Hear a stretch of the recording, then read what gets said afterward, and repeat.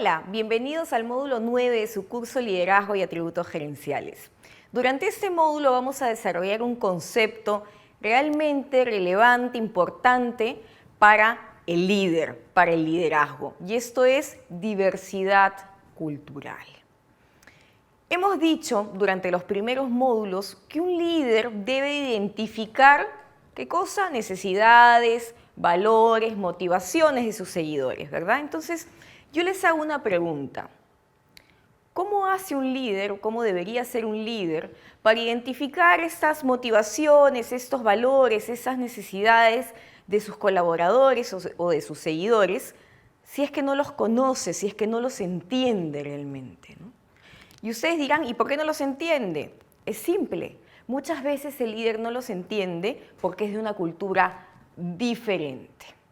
Hoy por hoy lo hemos visto cuando hablamos de equipos virtuales, el mercado laboral está en todo el mundo y probablemente nos toque muchas veces o más de una vez tener que interactuar con seguidores, con colaboradores, con compañeros de trabajo que provienen de otras culturas. Entonces, ¿cómo puedo yo realmente influenciar sobre estas personas si no puedo entender la manera en la que estas personas conciben el mundo finalmente, ¿verdad? Entonces, vamos a empezar por decir qué es cultura. Y cultura no va a ser otra cosa que esas formas compartidas. Hay un grupo de personas que comparten formas, que comparten creencias, que comparten parámetros, que comparten estándares, lineamientos, ¿verdad? Y bajo todas estas formas compartidas, este grupo de gente concibe el mundo, interpreta el mundo y finalmente toma acción sobre este mundo. Y el mundo de los negocios no escapa a ello, porque estas personas trasladan esta cultura a la hora de hacer negocios, a la hora de gestionar sus posiciones, a la hora de gestionar sus organizaciones. Entonces, he aquí que nace una necesidad realmente importante de estudiar cultura para entender cómo administrar esa cultura en mi proceso de liderazgo. Y para ello vamos a hacer referencia a un intelectual de este tema, a Hofstede, que lo que ha hecho es escribir, investigar sobre el tema de cultura. Y él lo que hizo en el año 1980, a través de una investigación, fue proponer que existían básicamente 4 dimensiones de la cultura. Él dijo, las nacionalidades o las personas, ¿verdad?, que están en estas nacionalidades son diferentes. Y son diferentes básicamente por 4 dimensiones, por 4 elementos, ¿verdad? Y vamos a empezar a desarrollar uno por uno. El primero es la distancia del poder.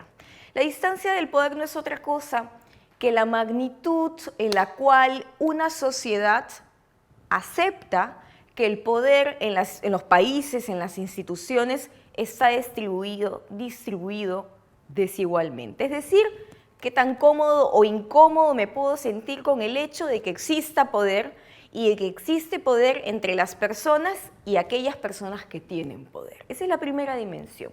La segunda dimensión que encontró es la evasión a la incertidumbre. Evasión a la incertidumbre.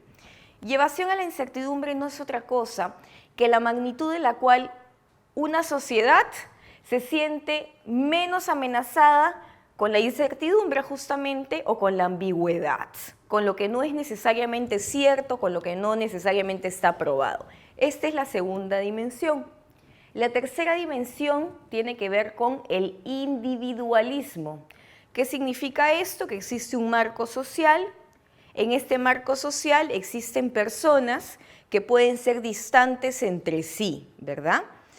Estas personas se ocupan de sí mismas, cuando es una cultura muy individualista, se ocupa de sí misma o de su familia directa, de su familia inmediata, de su familia más cercana. No necesariamente tiene mayor preocupación por el resto de las personas. Entonces, este marco social tiene una relación distante entre sí y las personas solo cuidan de sí mismas. Y la cuarta dimensión, la masculinidad. ¿Qué significa masculinidad? Es aquella sociedad o aquella cultura donde los valores que dominan son el éxito, son el dinero, son las cosas materiales, ¿verdad? Versus la preocupación por los demás, la calidad de vida. Es importante considerar en esta dimensión que la masculinidad de una sociedad no necesariamente tiene que ver con el tema de machismo y de feminismo. Eso es otra cosa. El machismo y feminismo hace referencia a temas de género. En este caso, cuando hablamos de masculinidad en culturas, ¿no?, tiene que ver con temas de valores dominantes. Éxito, dinero, cosas. No tiene nada que ver con temas de género. Ese es el primer paradigma que tenemos que romper para entender bien qué es lo que nos quiso decir Hofstede, ¿verdad?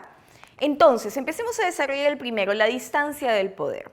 Cuando en una cultura la distancia del poder es baja, significa que no tengo mayor tolerancia, que no me acomoda tanto el hecho de que exista distancia entre una persona y otra con mayor poder. No me siento tan cómodo cuando es baja.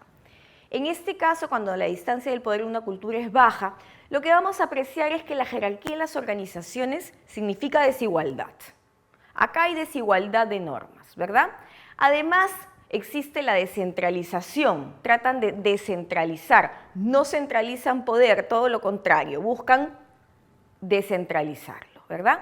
Otra cosa que suele suceder en este tipo de organizaciones es que los subordinados se sienten cómodos cuando les consultan, ellos prefieren o esperan que su jefe o sus pares les consulten, que se busque el consenso, que les pregunten sus opiniones, ellos esperan eso. Y además los privilegios y todo aquel símbolo de estatus o de riqueza está mal visto. No nos sentimos cómodos cuando vemos que ciertas personas con mayor jerarquía dentro de una organización expresan o gozan de estos símbolos de poder, son mal vistos. Cuando estamos hablando de una cultura de alta distancia del poder pasa lo contrario, ¿verdad? La jerarquía existe, es una desigualdad existente, aceptable, que separa a los de arriba de los de abajo y no hay ningún problema con ello. Otra cosa que pasa es que centralizan el poder generalmente. Los subordinados esperan que uno les diga qué hacer, o si no lo esperan, no lo toman a mal tampoco, ¿verdad? Y los gerentes esperan privilegios, esperan estatus, esperan ciertas preferencias ante ellos, y los demás no lo ven mal. Los demás piensan que eso está bien, que eso es aceptable y que ese gerente se lo merece por haber logrado la posición que tiene. Entonces, la distancia del poder generalmente se puede expresar con esos ejemplos que les he dado de estas formas en las organizaciones. Cuando hablamos a evasión a la incertidumbre, cuando hablamos de una baja evasión a la incertidumbre, significa que no me molesta, que no me siento de todo incómodo cuando estoy en incertidumbre, cuando no sé lo que va a pasar, no me molesta, no me siento tan incómodo. Por lo tanto, en este caso, no son necesarias más reglas. Las reglas tienen que ser las que son absolutamente necesarias, las demás están por gusto, no tenemos por qué ni establecerlas ni cumplirlas tampoco. ¿Cómo conciben el tiempo estas culturas? Para ellos el tiempo es un marco de referencia, ¿verdad? Es un marco de referencia. La innovación, ¿cómo la conciben? Fluyen las ideas innovadoras, porque las ideas innovadoras generalmente lo que van a hacer es generar cambio. Generan cambio, generan romper el status quo, el status de confort, y eso no les molesta, ¿verdad? Porque las ideas fluyen, el cambio se da y tenemos capacidad para enfrentarnos a ese cambio. Se flexibiliza mucho en este tipo de culturas tanto la precisión como la puntualidad. Cuando estamos en una cultura que tiene una alta evasión a la incertidumbre, hay que establecer reglas. Si no se usan, no importa, igual hay que establecerlas porque vivimos en un mundo de reglas y necesitamos normas para todo. El tiempo es dinero, no me hagan perder el tiempo, la puntualidad es lo primero. Existe resistencia a la innovación. ¿Y por qué existe resistencia a la innovación? Porque al innovar van a cambiar las cosas y no me siento cómodo en un ambiente que no es estable, que no es constante. Buscan la precisión, buscan la puntualidad. Esa es la segunda dimensión, la evasión a la incertidumbre. Vamos a ver la tercera dimensión. La tercera dimensión es el individualismo. Y acá vamos a hablar del colectivismo versus el individualismo.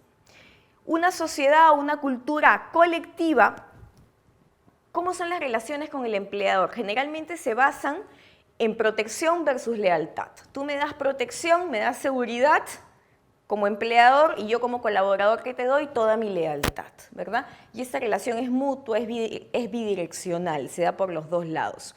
En cambio, cuando hablamos de una cultura individualista, generalmente lo que va a pasar es que la relación con el empleador se basa en una ventaja mutua. Es decir, yo recibo un sueldo, tú recibes mi trabajo. Es una relación mucho más fría, como lo podríamos llamar, ¿verdad?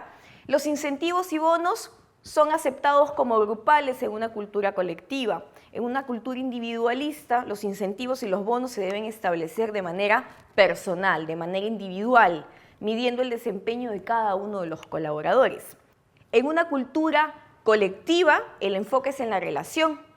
En una cultura individualista, el enfoque es en la tarea, en el performance, en el éxito, en el resultado positivo, ¿verdad?